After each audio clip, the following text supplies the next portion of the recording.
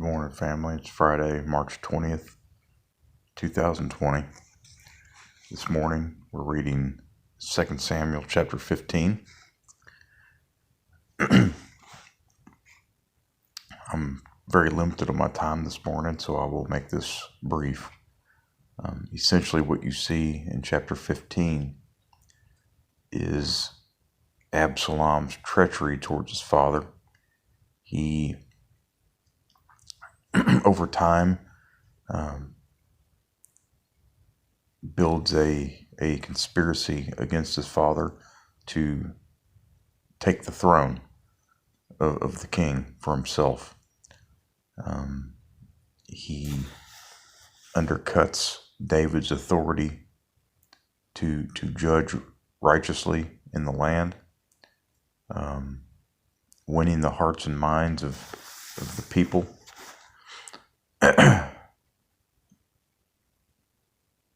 And then in what would be called a coup, C-O-U-P, a coup, he overthrows David's throne and runs David out of town. One point of application this morning that I can see, right out of the gate with this is, look what happens when justice is delayed or justice and righteousness are not held up as the standard. When the discipline of a child does not take place, when the discipline of a son is neglected, when evil is not punished swiftly by the civil authorities, it perpetuates and promotes even more evil. And that's what we see taking place here. Absalom was a murderer, and his father, as king, did not execute swift justice against him, and it has come back, and it's more of the fulfilled prophecy that Nathan warned David of. And again, David repented. David asked for forgiveness and his sins were forgiven. But there's ramifications. And that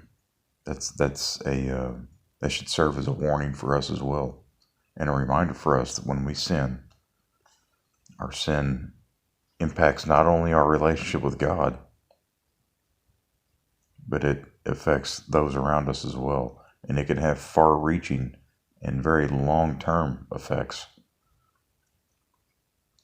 Think of all the people sitting in prison today who have committed terrible acts of violence or murder, rape, whatever the case might be, and they've sought forgiveness from God. They've repented of those sins. They've asked the family members of the victims for forgiveness and the victims for forgiveness, and they've genuinely repented.